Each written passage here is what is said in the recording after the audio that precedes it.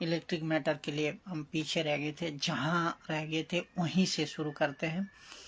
उत्पत्ति का 1:26 में देखते हैं, फिर परमेश्वर ने कहा, हम मनुष्य को अपने स्वरूप में और स्वरूप के अनुसार और अपने समानता में बनाए, और समुद्रों की मछली और आकाश की पक्षियों और घरेलू पशुओं और सारे पृथ्वी पर। एक बात को गौर करना, यहाँ लिखा है सारे पृथ्वी पर, और सारे रेंगने वाले जंतु पर अधिकार, पृथ्वी पर अधिकार रखे। तो अधिकार सारे पृथ्वी पर रखने के लिए यहाँ लिखा है उत्पत्ति का अध्याय में। लेकिन यहाँ पर जो जिस कारण इसराइल के लिए बात हो रही है, ये बात को आपको समझना होगा। यहाँ क्या लिखा है, इसका मतलब ये है, परमेश्वर चाहता है पूरी दुनिया में, पूरी पृथ्वी पर परमेश्वर का लोग परमेश्वर यहोवा को समझे, और यहोवा का वाणी को, यहोवा का जो वचन है वो वचन को माने, और आज्ञा को, यहोवा ने जो आज्ञा दी है, लिखी है पवित्र शास्त्रों में, उसको माने और ग्रहण करे, अपने जिंदगी में ग्रहण करे, अपने जिंदगी में ये वचन को ले को जिंदगी को निभाए। तब भी तो परमेश्वर, तब भी और आज भी परमेश्वर का लोग परमेश्वर को जाने, क्योंकि उसने सब कुछ को बनाया है, उसने सब चीज़ों को बनाया है।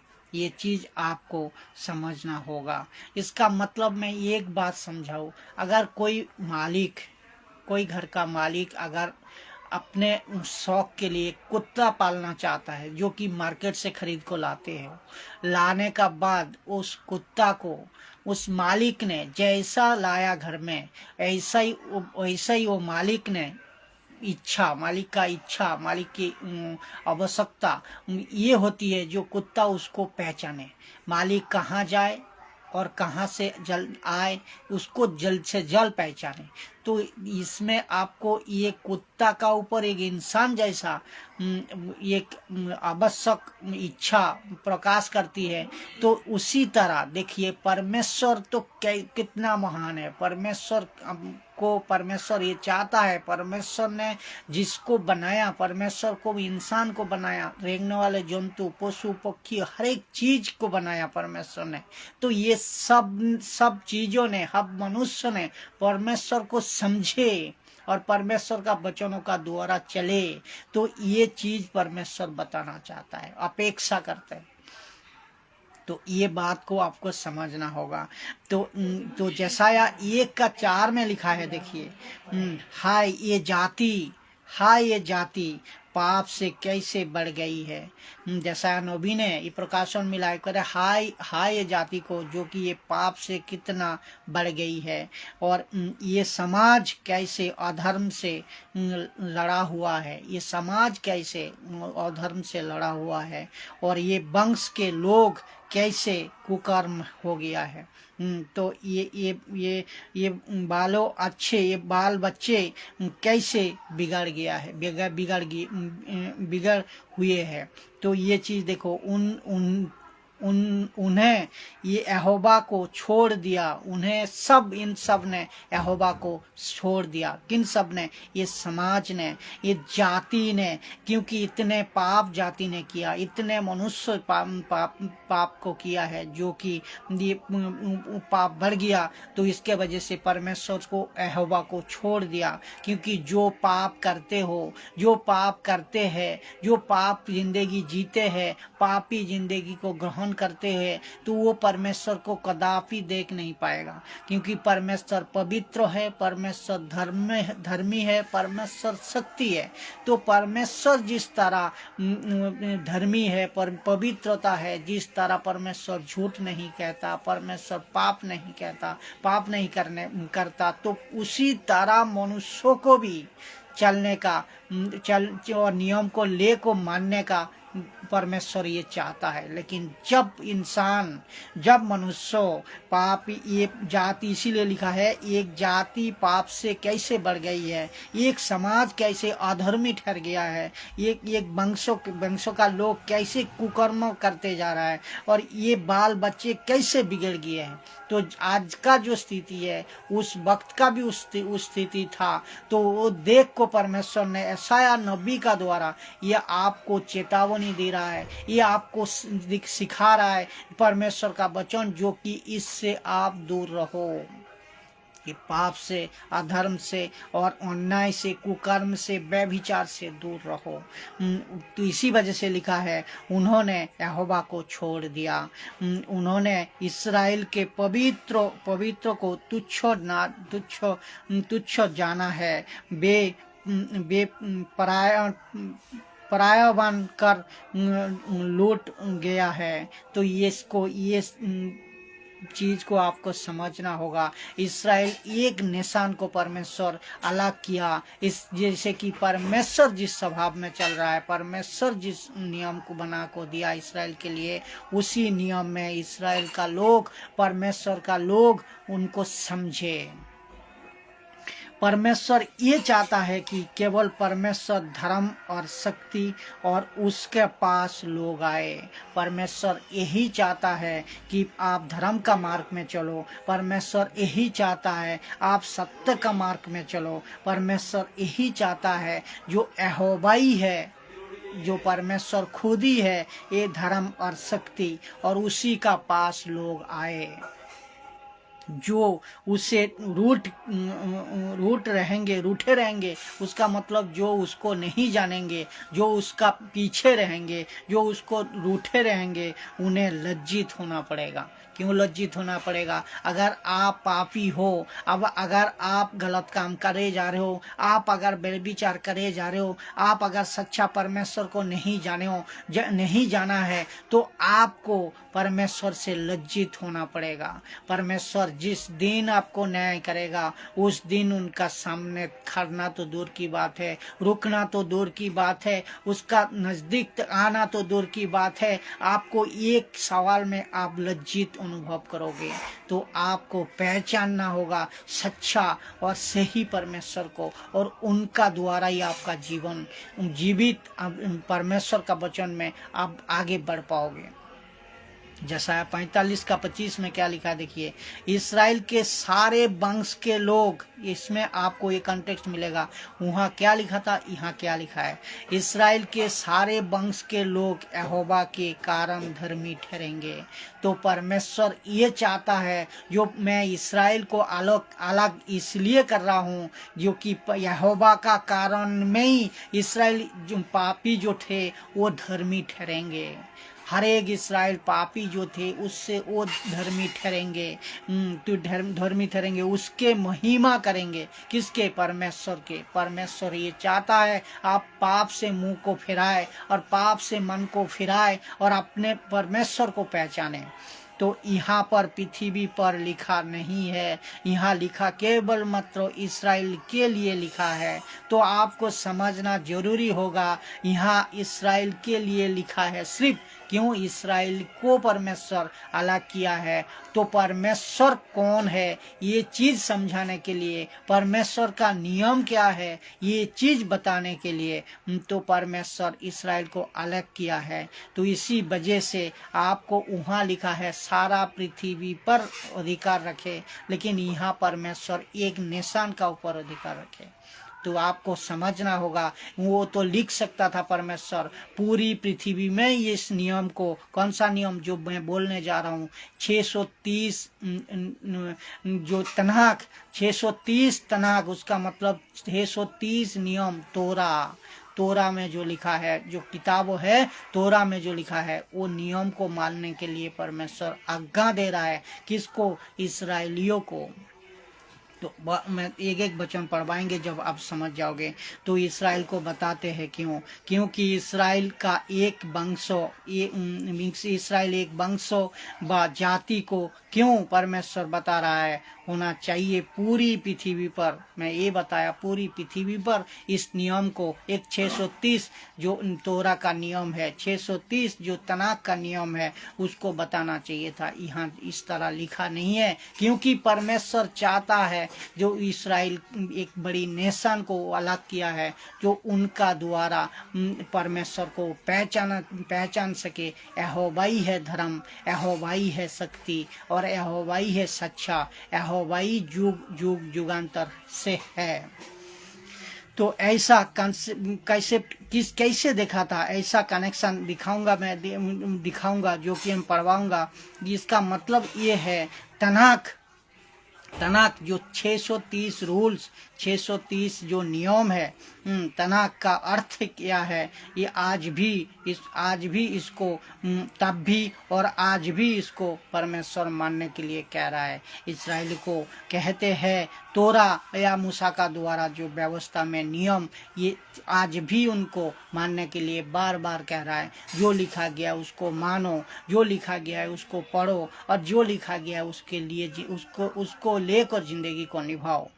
तो परमेश्वर क्या कहते थे तनाक को लिखने के लिए, क्या नबियों का द्वारा, नबियों कई नबियों को चुनते थे और उनका द्वारा तनाक का तोरा को लिखते थे और तोरा को बताते थे, बारंबार बताते, परमेश्वर बारंबार बताते आए हुए। बाइबल अगर आप पढ़े होंगे, बाइबल में पुराना नियम से लेकर उत्पत्ति से लेकर जेनेसिस तक हर एक समय बोलता है नियम को मानो, नियम को फॉलो करो, नियम को लेकर चलो। कौन सा 630 नियम इसराइलियों के लिए जो तोरा में लिखा गया है।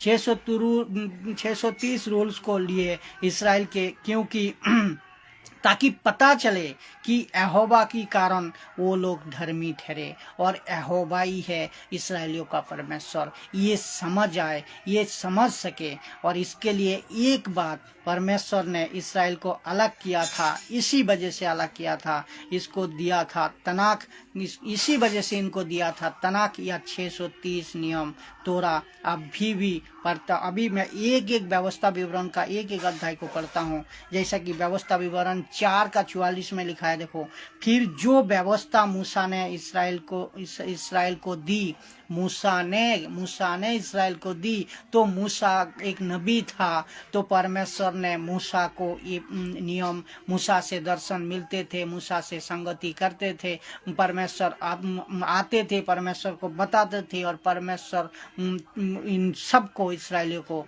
ये जो तोरा दिया था उसका द्वारा ये बताते आते थे। तो व्यवस्था किसको दिया? इसराइल को दिया, मूसा को दिया, मूसा ने इसराइल को बताया। तो हर पृथ्वी को देखो, पृथ्वी को गिनती का किताब में देखेंगे हम लोग, ये 9 अध्याय 23 नंबर वचन में, यहोवा के आज्ञा से बे इसराइल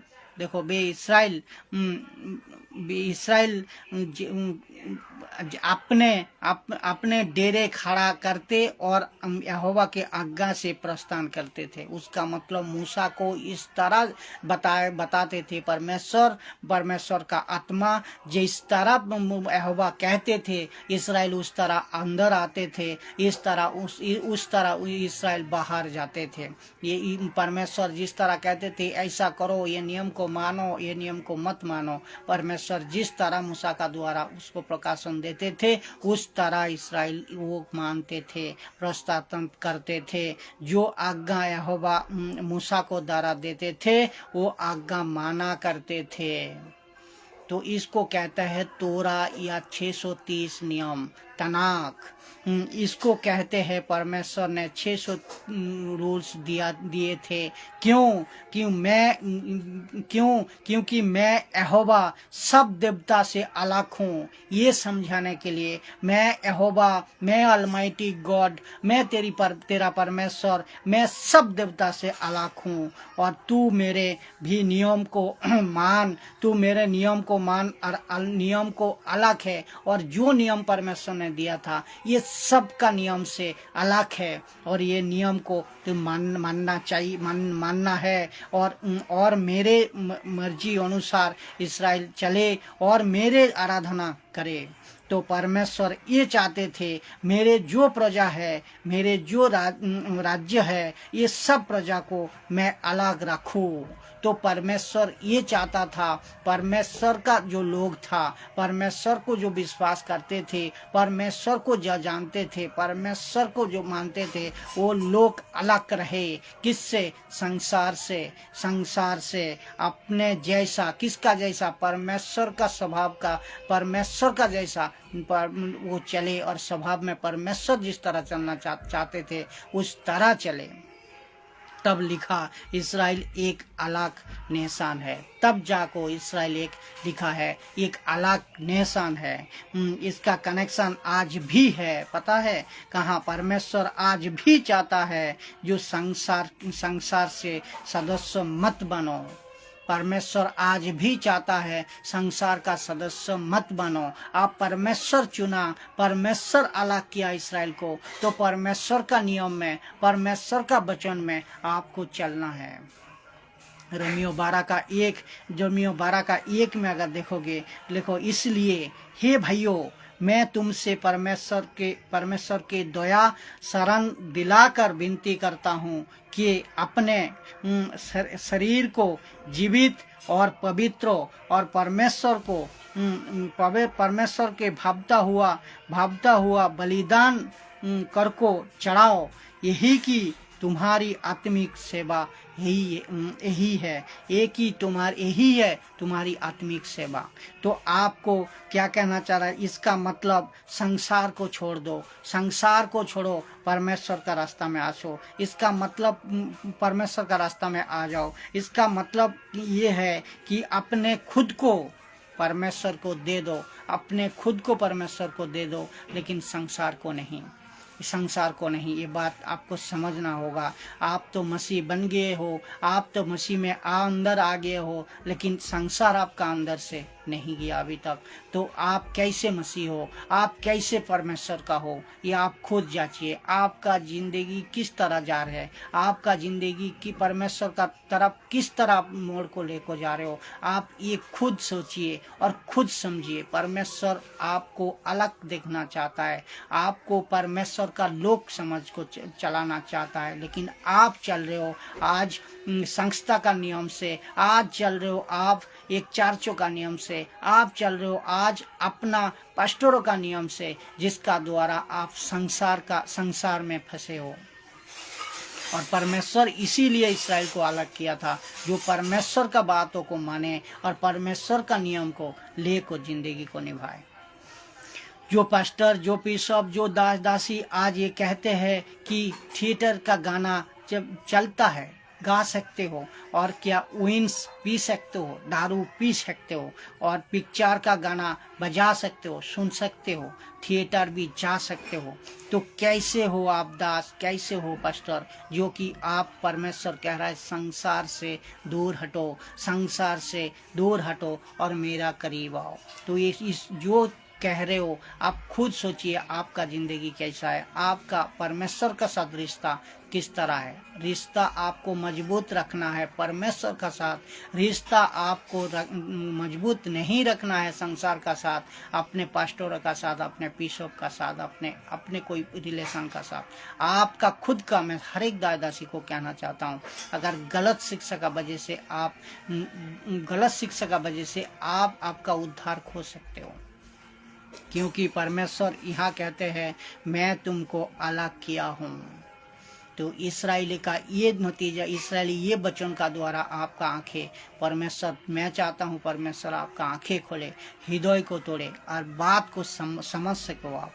इस्राएल को सारी दुनिया से अलग दिखाना था परमेश्वर को, और 630 नियम यहोवा ने दी थी इसी वजह से, क्योंकि यहोवा दुनिया का बाकी सब देवता से अलग था। और तो जो परमेश्वर खुद अलग है और जो चाहता है उसकी प्रजा भी अलग हो, उसकी प्रजा भी परमेश्वर का तरह हो, तो परमेश्वर का तरह अलग रहे और परमेश्वर का स्वभाव में, परमेश्वर का रहन सहन में, पवित्रता में, और परमेश्वर उसकी प्रजा भी उसी तरह परमेश्वर का तरह स्वभाव, पवित्रता, रहन सहन और धर्मी बना रहे। ये कंसेप्ट है परमेश्वर का। ये हमारा परमेश्वर इतना महान है। ये ऐना पुना परमेश्वर नहीं है, लकड़ी नहीं है, पत्थर नहीं है, इन सब को बनाने वाला परमेश्वर है। तो सब कुछ को बनाने वाला परमेश्वर है। तो ये चीज़ को आपको समझना होगा। तो आराधना सिर्फ परमेश्वर का ही करना है। ये लकड़ी, पत्थर और ये आपका सूर्य, चंद्र, जो कुछ भी है, ये सब को बनाने वाला अपना परमेश्वर है। इसकी आराधना नहीं करना है। तो ये वचन पौलुस कोट किया है, एक वचन पौलुस कोट किया है, उसको हम पढ़ते हैं, जो दूसरा करंथियों 6:17। इसीलिए प्रभु कहते हैं कि उनके बीच में से निकलो।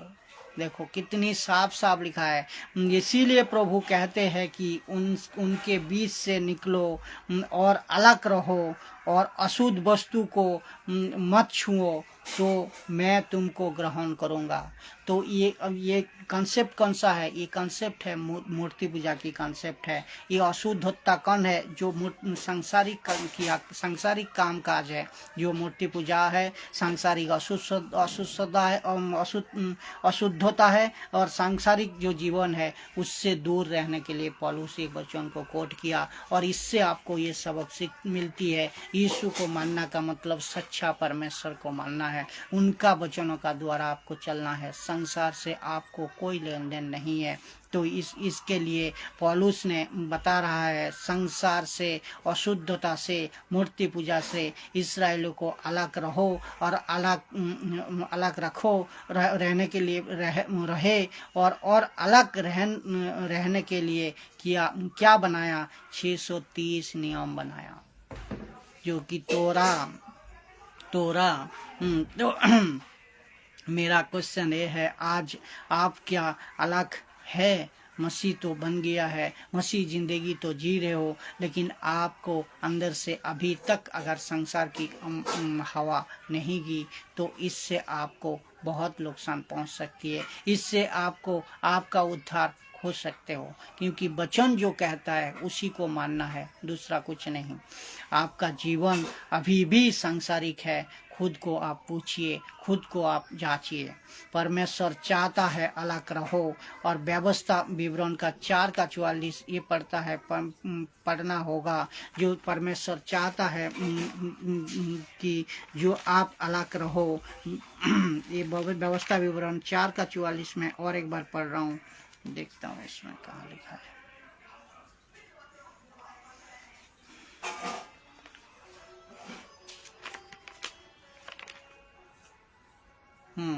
फिर जो व्यवस्था ने मूसा इस्राएल को दी, तो इसी व्यवस्था में आपको व्यवस्था दी है। उस व्यवस्था का अनुसार पूरी पृथ्वी को दी है। इसमें आपको क्वेश्चन आता है, तो ये नियम खाली पूरी पृथ्वी के लिए नहीं है। ये नियम सिर्फ इस्राएलियों के लिए दिया था, परमेश्वर का लोगों के लिए दिया था। तो परमेश्वर, ये बात को आपको समझना होगा। गलत कंसेप्ट में नहीं लाना, इसको गलत कंसेप्ट में इसको नहीं पढ़ना है। तब आपको ये बात को समझना होगा जो किस तरह परमेश्वर कह रहा है। तो इसका बाद आपको ये समझना होगा, लेवी व्यवस्था 18 का 1 वचन में पढ़वाता हूँ। फिर यहोवा ने मूसा से कहा, क्या? लेवी व्यवस्था इस्राएलियों से कहा कि मैं तुम्हारा परमेश्वर यहोवा हूँ। ये लाइन, मैं तुम्हारा परमेश्वर यहोवा हूँ, ये लाइन हर एक वचन से जुड़ा रहेगा, क्योंकि इसी बात को, मैं तुम्हारा परमेश्वर हूँ, यहोवा परमेश्वर हूँ, ये बात को किसको धमकी देको परमेश्वर कहा था? आपको अभी पढ़वाया। किसको? फिरौन को। फिरौन कहते थे हम नहीं जानता यहोवा को, हम नहीं मानता यहोवा को। तब पर परमेश्वर ने वो भयानक बात उसको धमकी देको बताया था, जो तू नहीं जानता है, मैं अभी बताता हूँ, जो मैं ही यहोवा परमेश्वर हूँ। तो इसलिए इस लाइन को याद करो, इस लाइन को याद करो। परमेश्वर ने इस बात को धमकी देकर फिर उनको कहा था, मैं ही हूँ परमेश्वर यहोवा तेरी। 18 का 3 में लिखा है, उसी जो लेवी व्यवस्था 18 का 30 में लिखा है, तुम मिस्र देश के काम के अनुसार जिसमें तुम रहते थे, तुम मिस्र देश के काम के अनुसार तुम जिसमें रहते थे ना करना, उनका काम का अनुसार, उन देश का नियमों का अनुसार कोई काम नहीं करना। परमेश्वर ये कहता है, ना कि कानान देश के काम से अनुसार, काम का अनुसार, ना नियम का अनुसार ना तुम्हें ले चलूँ, जहाँ मैं ले चलूँ वहाँ का अनुसार तुम नहीं चलना, बल्कि देश का नियम अनुसार। उसका मतलब 630 नियम का अनुसार चलने के लिए परमेश्वर कह रहा है इसराइलियों को। तो 4 इसी लेवी व्यवस्था 18 का 4 को पढ़ते हैं, मेरे ही नियमों को मानना। परमेश्वर कह रहा है मेरे ही नियमों को मानना, और दूसरा कोई नियम को नहीं मानना है। तो और मेरी ही विधियों को मानते हुए उन पर चलना, खाली मानना नहीं है। बाइबल का वचन खाली मानना नहीं है, खाली सुनना नहीं है, खाली पढ़ना नहीं है, खाली अपने किताब में धर को रखना, ले को बड़े बड़े वर्शिप नहीं करना है। यहाँ लिखा है मेरी नियमों को मानते हुए उन पर चलना भी है। इसीलिए हर एक मनुष्य को मैं कहना चाहता हूँ, हर एक दासी, हर एक विश्वासी को, आप बाइबल में घंटे भर वर्शिप करते हो, घंटे भर प्रार्थना करते हो, आप खुद ये वचन को पढ़िए। इसमें कहना चाहता है परमेश्वर, आपको नियम को खाली मानना नहीं है, इनको जिंदगी में लागू करना है। आपका स्वभाव को परिवर्तन करना है, आपको जीवन को परिवर्तन करना है, होगा आपको। इसीलिए तुम मेरे नियमों को मानना और नियमों का द्वारा चलना भी है। मैं तुम्हारा परमेश्वर यहोवा हूँ, ऐसा लिखता है परमेश्वर, मैं तुम्हारा परमेश्वर यहोवा हूँ। तो ये लाइन हर एक समय परमेश्वर को याद दिलाता था, जो कि फिरौन का याद आए। जब ये इस्राएली लोग नहीं मानते थे, नहीं अस्वीकार करते थे, तो ये जब किताबों को पढ़ते थे फिरौन का याद आता था। जो फिरौन क्या मानते नहीं थे, उसको एक पलक में परमेश्वर दिखा दी परमेश्वर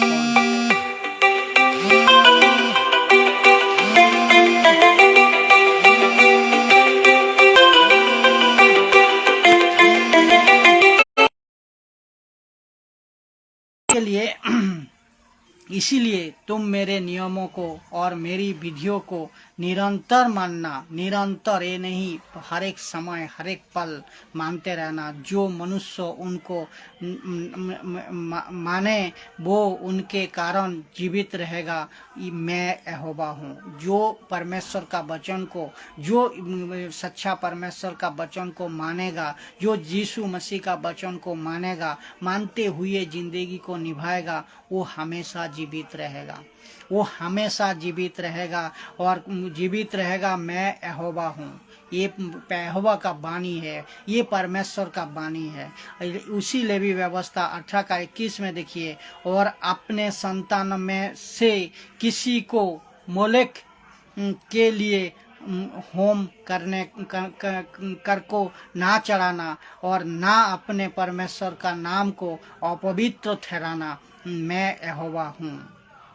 देखो, इसका मतलब तुम जिसका पीछे चल रहे हो, इसराइल को ये बता रहा है, आप जिसका पीछे चल रहे हो दास दासी, आप पास्टर बिशप जिसका पीछे चल रहे हो, जिस यीशु का पीछे चल रहे हो, जिस परमेश्वर का पीछे चल रहे हो, तो यहोवा ये कहता है कि यहोवा है, तुम इसको तोरा का मान को चल रहे हो, जिस तोरा को इसराइलियों को बता रहा है, जिस तोरा को मान को चल रहे हो इसराइलियों, तो मैं ही हूँ उस परमेश्वर, तुम्हारी परमेश्वर यहोवा हूँ। तुम जिसको आज्ञा मान को चल रहे हो और यहोवा को तुम्हारी परमेश्वर ऐसा बार बार याद दिलाते रहे, जैसा कि मैं तुम्हारा परमेश्वर हूँ।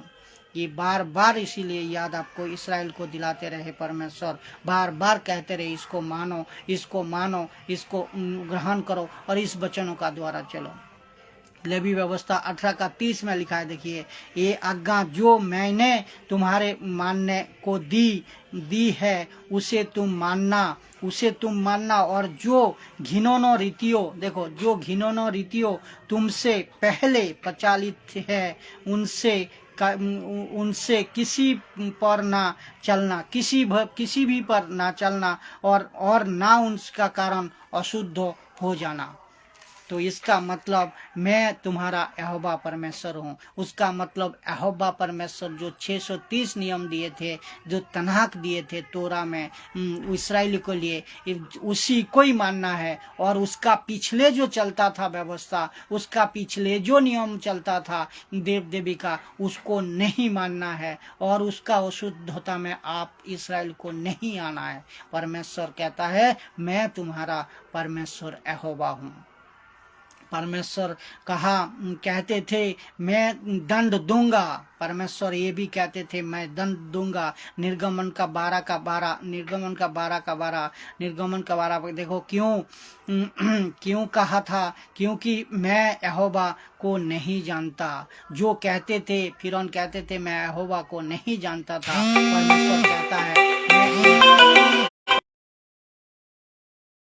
कि मैं तुम्हारा यहोवा हूँ, मैं तुम्हारी यहोवा हूँ। तो मेरा प्रश्न आज सबसे है, आप तो मसीह में आ गया हो, लेकिन आपको अंदाजा तक नहीं है जो ये परमेश्वर कितना भयानक परमेश्वर है। ये परमेश्वर कितना भयानक है, जो आप जिसको मानते हो, आप जिसको ग्रहण किया हो, तो उसका नियम अगर नहीं माना, उसका नियम अगर नहीं अपने जिंदगी को निभाया, तो आपको भी दंड का भागीदारी आप भी हो सकते हो। तो आपको समझना होगा ये परमेश्वर नहीं, झूठा नहीं है। ये परमेश्वर तुम्हारा यहोवा परमेश्वर है। ये पवित्र है, ये धर्मी है, ये न्यायदर्शक है, और ये शक्ति है। तो इसको समझना होगा, ये जीवित परमेश्वर है। मसीह में आना तो आसान है, लेकिन जिंदगी को निभाना, मसीह जिंदगी को आगे ले चलना परमेश्वर का वचन का द्वारा बहुत कठिन है। तो मसीह जीवन आपके जीते हो, लेकिन आप भूल गए हो जीवित परमेश्वर कौन है। ये बात को आपको हमेशा याद रखो, वचन का द्वारा आपको बाइबल को समझना है और अपने जिंदगी में लागू करना है। इसलिए लिखा है इब्रानियों 10:31 में, जीवित परमेश्वर के हाथों में पड़ना भयानक बात है। ये क्यों लिखा है? अगर सब मिराकल है, सब अगर मोटिफिकेशन स्पीकर है, सब वर्शिप है, सब प्रेम है, सब दया है, तो ये परमेश्वर, ये वचन क्यों लिखा है? आप सब दासी, आप सब मसीह भाई बहनों, इसको ध्यान से पढ़िए। जीवित परमेश्वर का हाथों में पड़ना भयानक बात है।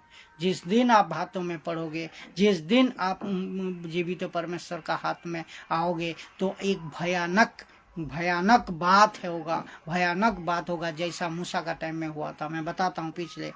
ऐसा क्यों लिखा है? परमेश्वर कल और आज जुगानुजुग एक जैसा है। तब भी परमेश्वर किसी को नहीं बख्शा, तो आज भी किसी को नहीं बख्शेगा। तब भी परमेश्वर किसी को नहीं बख्शा, तो आज भी परमेश्वर किसी को नहीं बख्शेगा। ये बात को ध्यान रखिए।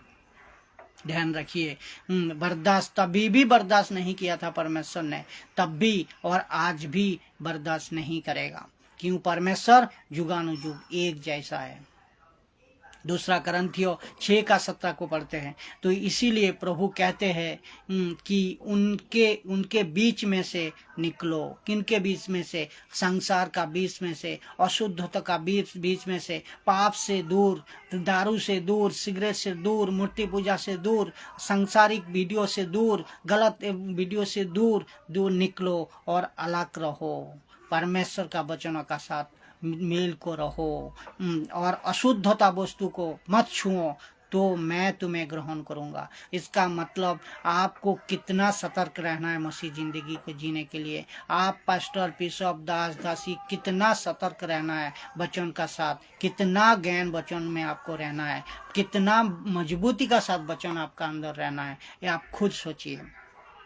मूसा इब्रानियों का किताब में लेखक का हिसाब में कैसे बात कर रहा था, ये देखिए। जो सुनते हैं मूसा क्या कहते हैं। तो इब्रानियों 12 अध्याय 14 से लेकर 21, 12 अध्याय 14 वचन से लेकर 21 वचन तक हम पढ़वाएंगे। एक एक वचन का महत्वपूर्ण है, वचन बहुत गजब का है। सबसे मेल मिलाप रखने और उन पवित्रता का खोजी हो जिसके बिना कोई प्रभु को कदापि ना देखेगा। तो सबको मेल मिलाप यहाँ लिखा है। सबका मतलब सब मसीह को सावधान, सतर्क और मेल मिलाप का साथ ये करना होगा। जो उन पवित्रता, सबको उन पवित्रता का ऊपर खोजी रखना है। तो पवित्रता क्या है? परमेश्वर का वचन। पवित्रता क्या है? परमेश्वर जो धर्मी है, परमेश्वर जो शक्ति है, परमेश्वर जो न्यायाधीशक है, उस पवित्रता का खोजी। उस पवित्रता का मतलब परमेश्वर का खोज में सबको रहना है। सब मसीह भाई बहनों को, सब दासी को, सब अविश्वासी को रहना है। कदापि ना देख पाएगा अगर आपने गलत काम में आ गया, गलत शिक्षा में आ गया। तो आपका दारू, आपका जो पवित्र, आपका कहते हो मैं तो खुद डीजे बजा को गाना सुनता हूँ, इसमें कहाँ पवित्रता रहता, इसमें कहाँ थिएटर में आप ये सब करते रहते हो, कहते हो खुद को पवित्र हो, कैसे रहता परमेश्वर? इस चीज को आप खुद सोचिए, इस चीज को बर्दाश्त कैसे करेगा? तो ये सब तो सांसारिक चीज है। इस संसार से तो आपको दूर रहने कह रहा है परमेश्वर। तो आप जो पास्टर, जो बिशप, जो दासी सिखा रहे हो, गलत चीज को सिखा रहे हो, तो वो चीज को आप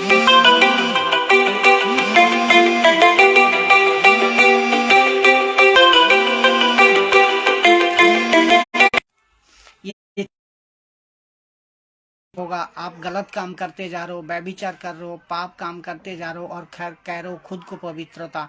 ऐसा नहीं होता, पवित्रता इसमें नहीं है। परमेश्वर जिस वचन का द्वारा आपको चलने के, जिसको माना करना चाह रहा है उसको आप करना नहीं, जिसको करना कह रहा है उसको करना है। तो यीशु कहते हैं तुम्हारी बातें हाँ तो हाँ, हाँ की हाँ, ना की ना। उसका मतलब हाँ तो हाँ करना, एक संसार में रहना, नहीं तो मसीह में आना, नहीं तो एक मसीह में रहना, संसार में जाना। दोनों काम नहीं हो सकता है, क्योंकि एक ना तो गर्म ना तो ठंडा, तो बीच में आप रह गया है। तो आपको यीशु का टीचिंग को फॉलो करना होगा, यीशु का वचन को मानना होगा। इब्रानियों 12 का 15 देखते हैं, और ध्यान से देखते रहो, ऐसा ना हो कि कोई परमेश्वर के अनुग्रह से वंचित रहे जाए, या कोई कड़वी जड़ फूट कर कष्ट दे और उसके द्वारा बहुत से लोग अशुद्ध हो जाए। तो इसका मतलब ये कौन सा अशुद्ध हो, किसका मतलब क्या है? एक खराब मछली पूरी तालाब को खराब कर देती है। तो ये इसका मतलब ये है, एक गलत शिक्षा का प्रचारक पूरी मसीह जगत को बिगाड़ सकता है, बिगाड़ रहा है। ये चीज को आपको समझना होगा, ये चीज को आपको सही शिक्षा का साथ लेना होगा। तो इब्रानियों 12 का 16 में देखिए क्या लिखा है। तो ऐसा ना हो कि कोई जन व्यभिचारी, दुष्ट या कि नाई दुष्टु का नाई अधर्मी हो, जिसने एक बार के भजन के बदले देखो अच्छा, एसाव सॉरी, और एक बार पढ़ता हूँ। ऐसा ना हो कि कोई जन व्यभिचारी दुष्टु एसाव की नहीं। एसाव कौन है? एसाव है जो याकूब का बड़े भाई। तो एसाव की नहीं अधर्मी हो, जिसने एक बार की भोजन के बदले अपने पहलोटा होने ना पद को बेच डाला। तो देखो ये जो एसाव था याकूब का बड़े भाई। तो एसाव क्या किया था? ये जब शिकार करने गए थे, तो शिकार करने का बाद जब आए तो उनको भूख लगा। जब भूख लगा, एक मसूर की दाल, बाइबल ये रिकॉर्ड करती है, मसूर की दाल बनी थी। मसूर की दाल का चक्कर में, वो मसूर की दाल को खाने का चक्कर में, भूख को मिटाने का चक्कर में, अपने जो परमेश्वर का आशीष था, अपने जो परमेश्वर का पद था, उसको बेच डाला। तो इसीलिए परमेश्वर आपको ये सीख दिलाता है कितना वचन का साथ आपको चलना सही और सही चलना है। तो देखिए उसका बाद देखिए, तो जो आशीष का पद एक परमेश्वर दी थी, वो आशीष का पद से खो गया, रुक गया, वो उसको बेच डाला। तो इसका इब्रानियों 12 का 17 को पढ़ते हैं, तुम जानते हो कि बाद को उन्हें आशीष पाने चाहे तो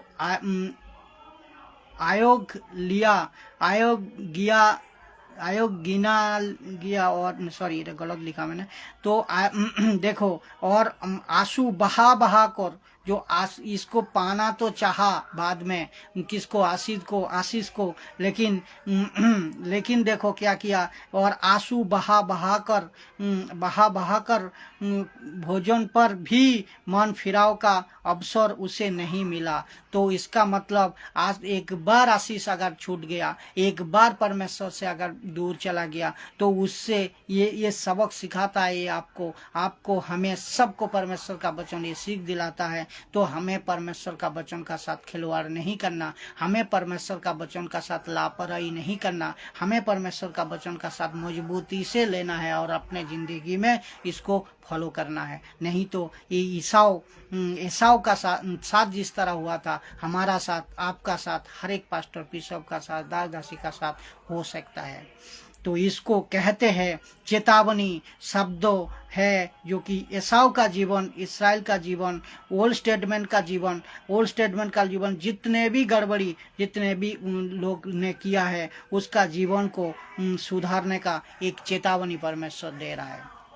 तो मैं भी आज इस वीडियो का द्वारा, परमेश्वर इस वचन का द्वारा आपको भी, हमें भी, मुझको भी, दूसरे तक भी, ये वीडियो जब तक शेयर करते जाओगे, जितने को शेयर करोगे, सबको एक सबक की रूप में, चेतावनी का रूप में, परमेश्वर का जवान से, परमेश्वर का पवित्र आत्मा का जवान से ये चेतावनी आपको मिल रहा है। तो इससे आपको सीख सकते हो, इससे आपका जिंदगी को सुधार सकते हो, परिवर्तन कर सकते हो अपने परिवार का। कहीं ऐसा ना हो कि इस मूर्खता का, इसका मतलब ये कॉन्सेप्ट को मैं इस कलेसिया का साथ जोड़ना चाहता हूँ, जो कि ऐसा ना हो कि इसकी मूर्खता का टीचिंग, किसी की मूर्खता का टीचिंग का द्वारा आप चलते हैं, आप अपना अनंत जीवन नरक में डाल दो। ये आपको एक गलती का बचते, एक गलत शिक्षा का बचते, बाइबल का एक वचन गलत शिक्षा का बचते, अगर आप अपना जिंदगी अनंत काल के लिए नरक में डाल सकते हो।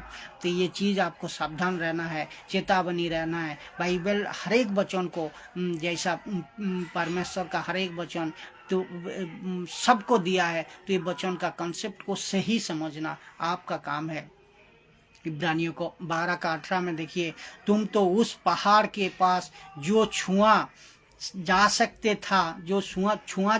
था और आग में प्रज्वलित था, और काली घटा और अंधेरा और आंधी के पास, तो ये पहाड़ कौन सा था? जो कि मूसा को परमेश्वर जब मिलते थे, मूसा से जब बात करते थे, सीने पर्वत, ये पर्वत है सीने पर्वत, तो उसकी जब परमेश्वर आती थी, इस तरह आंधी, इस तरह अंधेराई, इस तरह काली घटा, इस तरह भयंकर अंधेरा होता था या घटता था।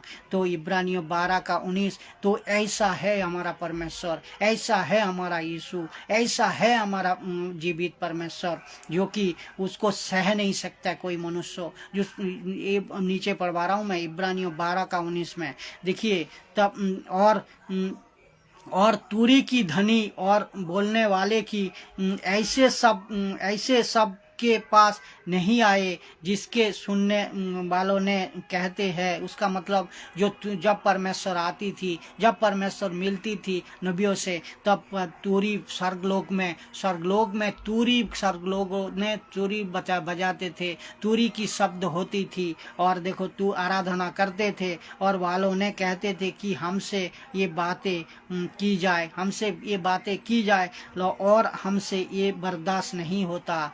तो जो देखने जाते थे, जो सुनते थे ये बातें को, मूसा एक साक्षात नजीर है, सुनते जाते थे ये बातों को, मूसा को कह रहे उसका मूसा का पास जितने चेलो गए थे, जितने लोग गए थे, मूसा को ये कह रहा है ये परमेश्वर को यहीं रोकने बोल, परमेश्वर को और बात करने ना बोल, क्योंकि इतने तेज आवाज, इतने तेज काली घाटा, इतने अंधेरा, इतने चमकती हुई पत्थर को देख को सब डर गया है, सब भयानक डरा हुआ था। और फिर में मूसा खुद कहते थे, जो कि मैं जैसे परमेश्वर को देखा तो सुना उनका आवाज तो मैं डर गया हूँ और कांपते रहता था। और लोग तो कह रहा है ये बात को और करने मत बोल, ये सह नहीं सकते। तो ऐसा है अपना परमेश्वर, भयानक है अपना परमेश्वर, जीवित परमेश्वर है अपना। तो इब्रानियों 12:20 में देखिए, क्योंकि जो उसे आज्ञा को ना सह सके कि यदि कोई पशु भी पहाड़ को छुए तो वो भी तबाह हो सकते हैं, वो भी तबाह हो सकते, वो भी पत्थर बहो किया जाएगा। तो इसका मतलब ये है 630 नियम और आज्ञा को बर्दाश्त नहीं कर सकता था, बर्दाश्त नहीं कर सकते थे। तो ये चीज़ को आपको समझना होगा, परमेश्वर का योजना क्या था। मैं सब देवता से ऊंचा हूँ, मैं सब देवता से अलग हूँ, मैं पवित्र हूँ, मैं धर्मी हूँ, मैं अकेला अलग हूँ, और मैं पूरी दुनिया को चलाने वाला मैं ही तेरी यहोवा हूँ, और बाकी देवता का साथ मेरा नहीं मिलता, और ना उसका साथ व्यवहार करता हूँ मैं। तो मेरी स्वभाव अलग है, मैं कोई भी बच्चों को बलि अर्पण करने नहीं करता, नहीं कहता, और मैं किसी प्रकार की गलत काम नहीं करता। मैं और परमेश्वर हूँ, मैं हूँ परमेश्वर, शक्ति, धर्मी, पवित्रता और सब सामर्थ्य की परमेश्वर। तो इसीलिए मैंने जिसको चुना, किसको, इस्राएल को, तो वो भी हमारी नियम का आज्ञा को मान को चले, यही मकसद था परमेश्वर का। तब जाकर ये नियम बना। कौन सा नियम? 630 और तोरा। तो मूसा का एक स्टेटमेंट मैं दे रहा हूँ, सुनिए। तो मूसा आपको बात बता रहा है। मूसा जब इब्रानियों का 12:21 मूसा जब देखता था या सुनता था परमेश्वर का जो दर्शन परमेश्वर का पास जो मिलते थे, और वो दर्शन ऐसा डरावना था। तो ये दर्शन क्यों डरावना था, ये दर्शन क्यों भयानक था कि मूसा ने कहा मैं बहुत डरता और कांपता हूँ। तो परमेश्वर को डरिए आप, परमेश्वर को आप जीवित परमेश्वर का आप आवाज, जीवित परमेश्वर का जो ध्वनि, जीवित परमेश्वर का जो रूह, ये आप देख नहीं पाओगे। तो कितना गजब है। मूसा आपको प्रकाशन दे रहा है, खाली प्यार नहीं, खाली प्रेम नहीं, खाली दया नहीं, परमेश्वर का ये वचन को भी याद रखिए। आप मूसा का द्वारा ये वचन में आप यही लाइन का 21 का जो 12 का 21, यही लाइन का ऊपर आप अपने आप को कल्पना कीजिए, परमेश्वर कितना भयानक है, परमेश्वर क्या नहीं कर सकता है। तो ऐसा भयानक परमेश्वर को इस्राएल ने हल्के में लिया था और हल्के में लिया है अभी भी। तो ये आज तब जाकर परमेश्वर वक्त में कहते रहते थे कि कहते हैं, अभी भी कहते हैं, बाइबल में हर एक वचन में कह को गया है, जो तुम इस नियम को मानो, इस नियम को, आज्ञा को मानो और सबको सावधान कराते थे, मैं तुमको खत्म कर दूंगा, ये भी परमेश्वर धमकी देते थे।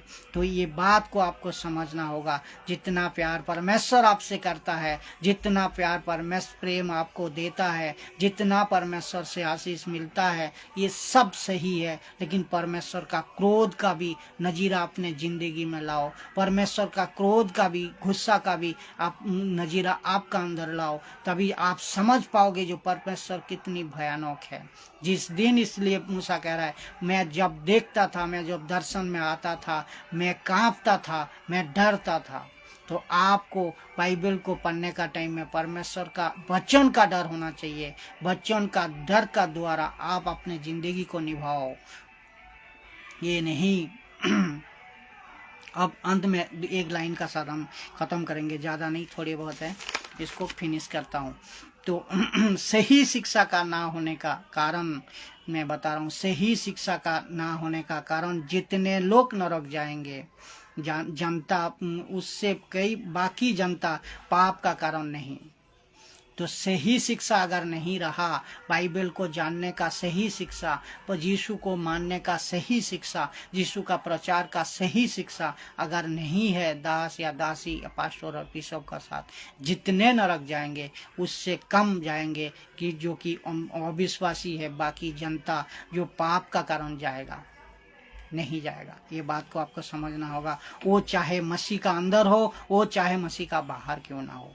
क्योंकि अगर कोई कहता है ना, मैं तो सही रास्ता नहीं पकड़ा, क्योंकि आप सही रास्ता नहीं पकड़ा, आप सही लोग को नहीं चुना और सही शिक्षा को नहीं ग्रहण किया।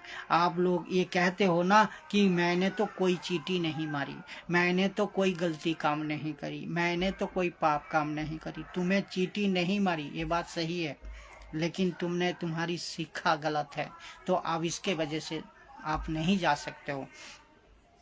तो चींटी को तो तुम बचा लिया, लेकिन खुद को नहीं बचा पाओगे। खुद को नहीं बचाया तो आपको, खुद को अगर नहीं बचाया तो आपको फायदा क्या आपका जिंदगी का, आप खुद सोचिए। तो बच्चों को हल्के से नहीं लेना, शिक्षा को हल्के से नहीं लेना, मजबूती का साथ, सही शिक्षा का साथ बाइबल को ग्रहण कीजिए, सही शिक्षा का साथ मसीह जिंदगी पालन कीजिए।